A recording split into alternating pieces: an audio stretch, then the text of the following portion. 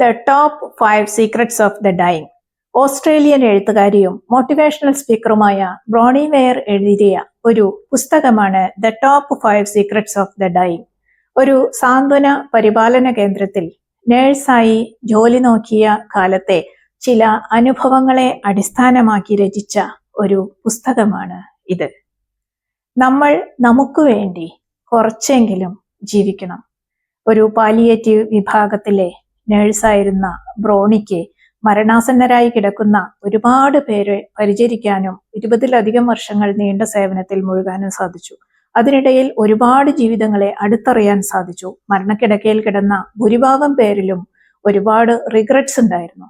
അതില് ആദ്യത്തെ കാര്യമായിട്ട് 5 കാരണങ്ങളാണ് അതിൽ പറയുന്നതിൽ. അത് ആദ്യത്തെ കാരണം ഇതാണ്: ഇനി ഒരിക്കലും തിരിച്ചു പിടിക്കാനാവാത്ത ആ ഒരു നഷ്ടബോധത്തിൽ ഒന്ന് ഇതായിരുന്നു: മറ്റുള്ളവർ എന്നിൽ നിന്ന് പ്രതീക്ഷിക്കുന്ന ജീവിതമല്ല, എന്നോട് തന്നെ സത്യസന്ധമായി ജീവിക്കാനുള്ള ധൈര്യം എനിക്കുണ്ടായിരുന്നെങ്കിൽ എന്ന് ഞാൻ ആഗ്രഹിക്കുന്നു. ഒരു റിഗ്രറ്റാണ്.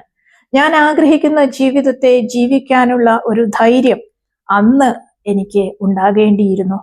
എനിക്ക് കുറച്ചുകൂടെ സന്തോഷകരമായ ജീവിതം നയിക്കാമായിരുന്നു.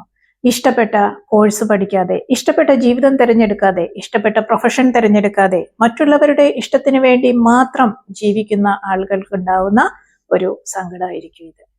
ഇനി രണ്ടാമത്തെ കാര്യം പറയുന്നത്, ഇത്രയും കഠിനാധ്വാനം ചെയ്തില്ലായിരുന്നെങ്കിൽ എന്ന് ഞാൻ ആഗ്രഹിക്കുന്നു.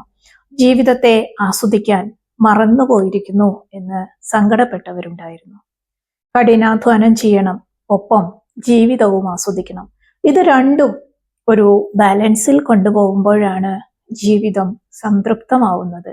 ഒരു യാത്ര പോലും പോവാതെ, ഇഷ്ടപ്പെട്ട ഭക്ഷണം കഴിക്കാതെ ജീവിതം കഠിനാധ്വാനത്തിന് വേണ്ടിയും സമ്പാദ്യങ്ങൾക്ക് വേണ്ടിയും നീക്കി വെച്ചവർക്കുണ്ടാവുന്ന ഒരു വിഷമമാണ് ഇത്. മൂന്നാമത്തെ കാര്യം, എൻ്റെ വികാരങ്ങൾ പ്രകടിപ്പിക്കാൻ എനിക്ക് ധൈര്യമുണ്ടായിരുന്നെങ്കിൽ എന്ന് ഞാൻ ആഗ്രഹിക്കുന്നു. ഒരു വിഭാഗം ആളുകള് ഇമോഷൻസ് സപ്രസ് ചെയ്തു എന്ന് സങ്കടപ്പെട്ടവരായിരുന്നു. അവർക്ക് അവരുടെ വികാരങ്ങളെ അല്ലെങ്കിൽ അഭിപ്രായങ്ങളെ സത്യസന്ധമായി പ്രകടിപ്പിക്കാൻ സാധിച്ചില്ല. ചില ആളുകളെ നമ്മൾ കണ്ടിട്ടുണ്ട് അല്ലേ? അവർക്ക് പ്രത്യേകിച്ച് അഭിപ്രായങ്ങളും ഇഷ്ടങ്ങളും ഒന്നും അവർ പ്രകടിപ്പിക്കില്ല. കൂടെയുള്ളവര് എന്താ പറയണേ അതാണ് അവരുടെ ഇഷ്ടം. സത്യത്തില് അവർക്കും ഉണ്ട് ഇഷ്ടങ്ങള്, അവരത് പ്രകടിപ്പിക്കുന്നില്ല എന്ന് മാത്രം. അവർ നഷ്ടപ്പെടുത്തുന്നത് അവരെ തന്നെയാണ്. മനസ്സ് തുറന്ന് സ്വന്തം അഭിപ്രായം പറയാൻ എന്തൊക്കെയോ തടസ്സമായതുകൊണ്ട് ജീവിതകാലം മുഴുവൻ നഷ്ടബോധം മനസ്സിൽ സൂക്ഷിക്കുന്ന എത്രയോ പേരെ നമ്മൾ കണ്ടിട്ടുണ്ട് അല്ലേ? നാലാമത്തെ കാര്യം, ഞാൻ എൻ്റെ സുഹൃത്തുക്കളുമായി സമ്പർക്കം പുലർത്തിയിരുന്നെങ്കിൽ എന്ന് ആഗ്രഹിക്കുന്നു. നല്ല സൗഹൃദങ്ങളെ വിട്ടുകളഞ്ഞു എന്ന് ദുഃഖിക്കുന്നവർ പലരും ജീവിത പ്രാരാബ്ധങ്ങളും ജോലി തിരക്കുകളും മൂലം സൗഹൃദങ്ങൾക്ക് വേണ്ടത്ര പ്രാധാന്യം നൽകാറില്ല. നല്ല പേരുണ്ടാക്കാൻ വേണ്ടിയിട്ട് എല്ലാവരുടെയും മുന്നിൽ, അതായത് ബന്ധുക്കളുടെ മുന്നിൽ നമ്മൾ മുഖം മൂടി വെച്ചിട്ടാണ് ജീവിക്കാറുള്ളത് അല്ലെ? യഥാർത്ഥ നമ്മളെ ഒരു മുഖം മൂടിയും ഇല്ലാതെ നമ്മളെ ആകെ കൂടി കാണാൻ പറ്റുന്നത് നമ്മുടെ സുഹൃത്തുക്കളുടെ അടുത്ത് മാത്രമായിരിക്കും. പലപ്പോഴും നമ്മൾ ജീവിക്കുന്നത് സുഹൃത്തുക്കളുടെ അരികിൽ മാത്രമായിരിക്കും. ഞാൻ എത്ര പാപിയാണെങ്കിലും, ഞാൻ എത്ര പുണ്യവാളനാണെങ്കിലും അവന് അല്ലെങ്കിൽ അവൾക്ക് ഞാൻ അവരുടെ നല്ല സുഹൃത്താണ്. അവരെന്നെ ആക്സെപ്റ്റ് ചെയ്യും. അവരോട് എനിക്കെന്തും പറയാം, കാരണം അവര് എൻ്റെ സുഹൃത്തുക്കളാണ്. ഇത്രയും മനോഹരമായ ഒരു ബന്ധത്തെ ഉപേക്ഷിച്ചതിന് പലരും മരണത്തിന് മുമ്പുള്ള സമയങ്ങളിൽ റിഗ്രറ്റ് ചെയ്തിരുന്നു. അഞ്ചാമത്തെ കാര്യം, ഞാൻ എന്നെ കൂടുതൽ സന്തോഷവാനാക്കിയിരുന്നെങ്കിൽ എന്ന് ഞാൻ ആഗ്രഹിക്കുന്നു. ജീവിതത്തില് ഉയർച്ച താഴ്ചകള് സാധാരണമാണ്. അതിൽ താഴ്ചകളിൽ മാത്രം ശ്രദ്ധയൂന്നി സ്വന്തം സന്തോഷങ്ങൾ നശിപ്പിച്ചതിനെ ഓർത്തിട്ട് ദുഃഖിക്കുന്ന ആളുകളുണ്ട്. ഒരു 50 വർഷമോ 60, 70, 80 വർഷം ജീവിച്ച് ആളുകൾ മരിക്കുമ്പോൾ അല്ലെങ്കിൽ മരണക്കിടക്കയിലായിരിക്കുമ്പോൾ എത്രമാത്രം സന്തോഷത്തോടെയാണ് ഈ ഭൂമിയിൽ നിന്ന് കടന്നു പോകുന്നത് എന്നറിയുന്നത് തീർച്ചയായും നമ്മുടെ ജീവിതത്തിലും എന്തെങ്കിലുമൊക്കെ മാറ്റം കൊണ്ടുവരുവാൻ സാധിക്കുമോ എന്നുള്ളതിനെ കുറിച്ച് ചിന്തിക്കാൻ ഈ സമയത്ത് നമ്മളെ പ്രേരിപ്പിക്കും, സഹായിക്കും.